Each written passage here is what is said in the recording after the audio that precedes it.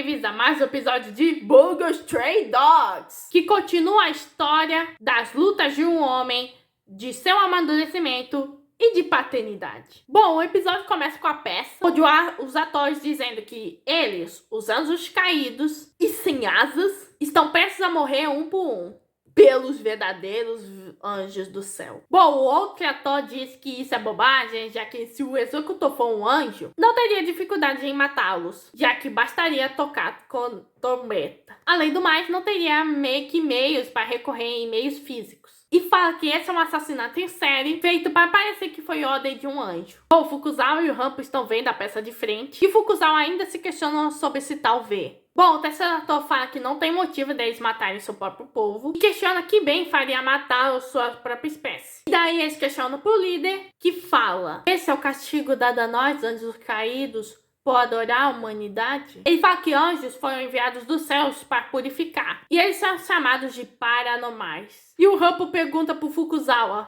o que é um paranormal? E o Fukuzawa: só assista.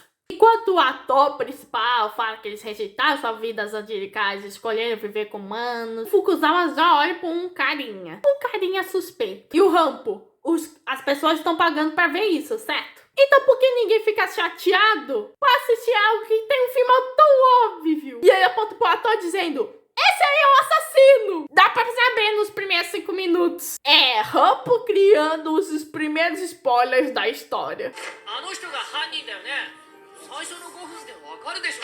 Bom, Fukuzawa já deixa o Rampo no seu lugar, literalmente. E meio que ele fala que é algo que todo mundo entende, que ele não consegue. É como se o mundo estivesse cheio de monstros que ele não consegue entender, e ele está com medo disso. E ele fala que está sozinho no mundo vivendo com monstros. E meio que o Fukuzawa fala: olha, eu tenho a resposta na qual você procura. Bom, ele pergunta se os pais do Rampo falaram que ele tinha algum talento. E ele fala: olha, se eu tivesse, eu não sofreria de arranjar emprego. Fukuzawa fala que ele tem um talento especial e ele está certo. Fukuzawa costumava carregar uma espada na cintura e era conhecido como o mestre das espadas dentro do governo. A espada dele traria paz na nação. Ou era o que ele acreditava. Por isso, ele matava, já que assassinato é muito fácil. E só ficou com medo quando ele percebeu que esperava ansiosamente pelo próximo assassinato. E não sabia mais se ele estava matando pelo país ou pela nação, ou pelo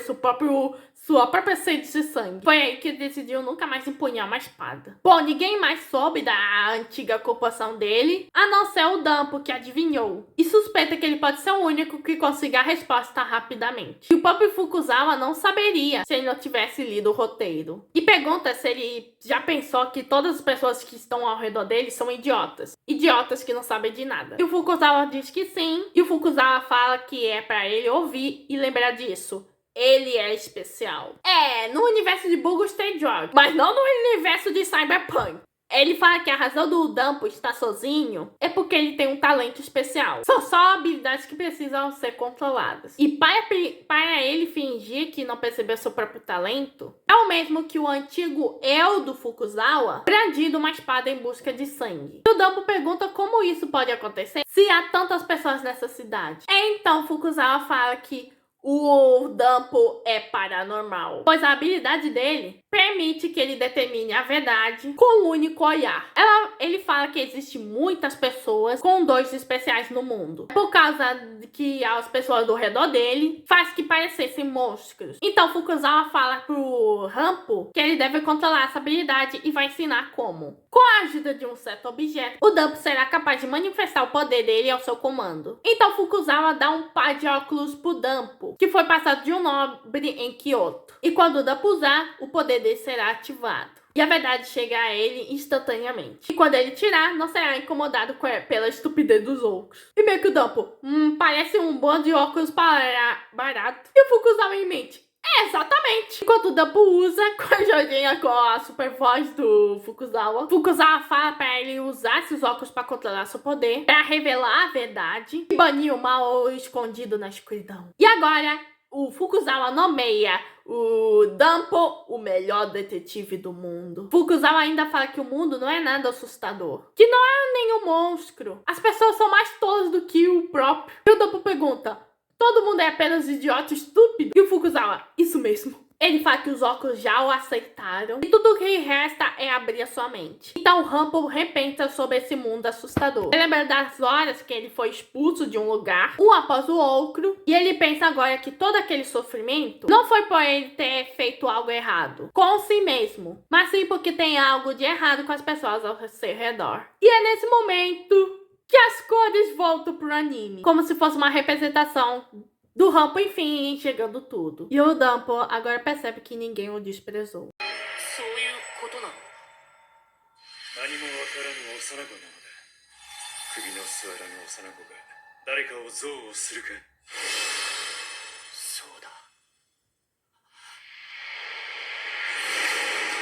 E nisso o Dumple fica muito alegre, começa a rir à toa. E o Rumple fala pra todos: vocês são os bebês, o mundo não é nada asqueroso. E agora eu tenho que proteger essas crianças bebês. Rumple fala pro Fukuzawa que o assassino cumprirá a ameaça e atacará. Então eles precisam aproveitar e usar esse fato contra ele, já sabendo dos seus planos e objetivos. Ele pede pro Fukuzawa ficar de olho no público. O Fukuzawa fala que vai ter que ficar tudo bem. Ele aceita, mas é pro Rumple ficar com cuidado. E ele fala: não se preocupe, eu sou o melhor detetive do mundo que vai proteger todos esses tolos. Gente, o Rumple é muito adorável.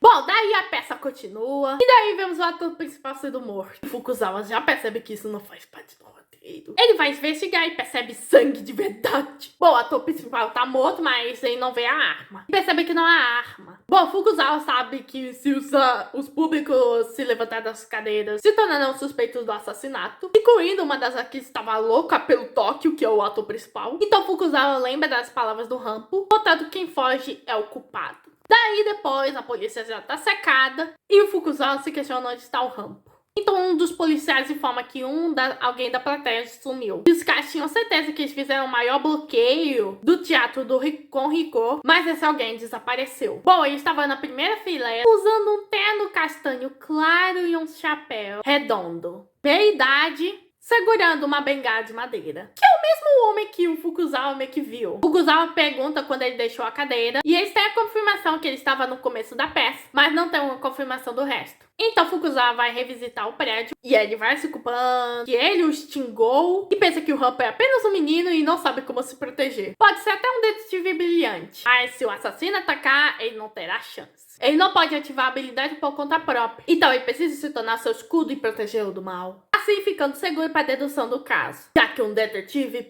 precisa estar armado. Daí ele é chamado a atenção da diretora da peça e fala que tem uma mensagem do Rumple dizendo que há 2 assassinos. O crime é composto por dois tipos diferentes de assassinato. E ele usa a hipótese do camarão com peixe, que a gente pode ficar satisfeito com o camarão, que é fácil de pegar, além de ser delicioso, mas se quiser pegar um peixe, aí vai ter que pegar o camarão. E o cara: ai, está difícil de entender. Bom, ninguém sabe onde o Rumple está. Então Fukuzawa pergunta do porquê o sorriso da diretora. Porque o Rumple a contou sobre a verdade da parte da peça. Você questiona o que há nesse garoto. Bom, ela não tem dúvidas que ele é um excelente detetive, mas se questiona se ele é mesmo um paranormal, já que ele é o único que consegue enxergar o caso completo. E ele fala: eu vou resolver tudo, então volta pros assentos. Então Fukuzawa vai meio que obedecer no Rumple. De repente as luzes se apagam e aparece no holofote o Rumple. O Rumple fala: eu sou o deus das máquinas dessa peça e vou resolver o caso. Basicamente sou um paranormal e detetive brilhante.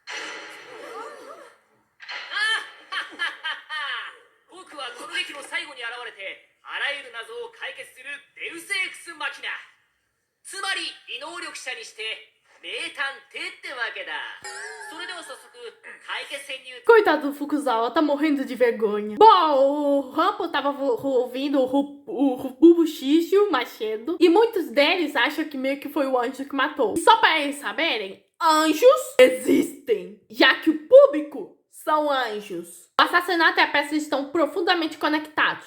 A peça é sobre uma reviravolta. As posições mudam entre humanos e anjos, e executores se tornam executados. Por exemplo, avistando um assento vazio. Ele fala que a polícia municipal acha que essa cadeira vazia a pessoa que estava sentada nela é o culpado. Contudo, essa história é de inversão. A dinâmica de poder muda e a vítima e o criminoso trocam de lugar. Em outras palavras, ele não é o criminoso, é a vítima. E esteve aqui o tempo todo. E não está lá de dedos. Ele mostra a reviravolta, mostrando o Tokio amarrado, dizendo que é assim que um criminoso se torna vítima. E agora tem a óbvia e grande dúvida. Quem é o homem e por que ele tinha que ser sequestrado? Bom, a gente pode perguntar, obviamente, pelo criminoso. Pra começar, nunca houve um assassinato. E daí vemos o anjo caído se levantando. E meio que o Tokio na verdade, o Tokio. O cara é só meio que a vítima criminosa. E o cara fala: como é que tu percebeu? E meio que o Rampo fala que desde o começo, quando ele conheceu no camarim, que parecia pálido e bebendo muita água. É porque tinha acabado de tirar sangue. Aí de hospital, um guarda-costas, a polícia e os peritos tinha que usar seu próprio sangue fresco para falsificar o seu pulso, aplicou borracha de silicone. Além disso, precisou de cooperação da roteirista para realizar a cena. Bom, o ator confirma que ele e a roteirista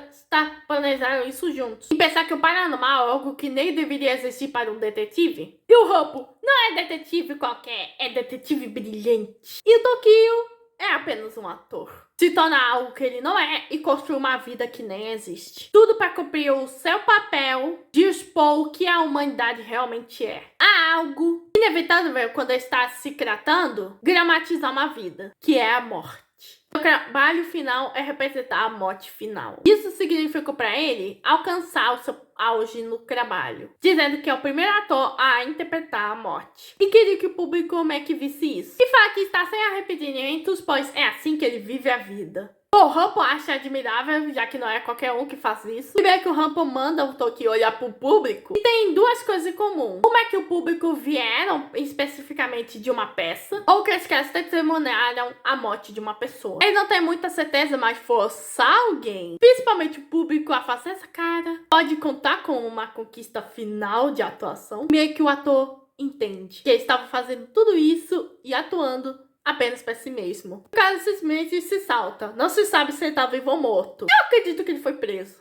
Bom, depois disso, né, que o Rampo falando: legal, esses socos são incríveis, com eles e o meu poder seremos invencíveis. E meio que o policial: nossa, obrigado, sensei. Nunca pensei que poderia ter uma arma secreta como ele. E meio que o policial quer que o Fukuzawa meio que relate todo o caso. E o Rampo: é isso aí, com nossa ajuda, resolvemos o caso.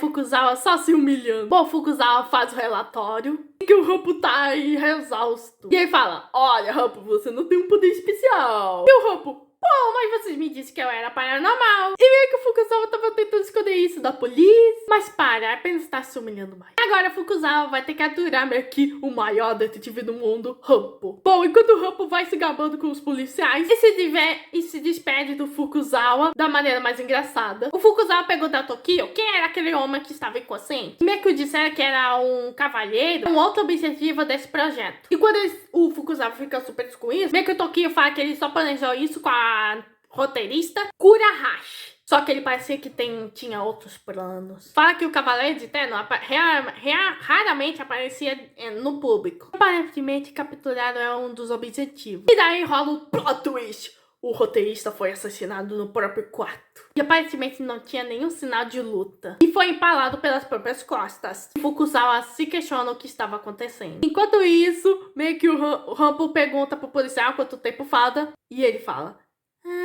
falta só um pouquinho. E daí percebemos que esse aí é um assassino.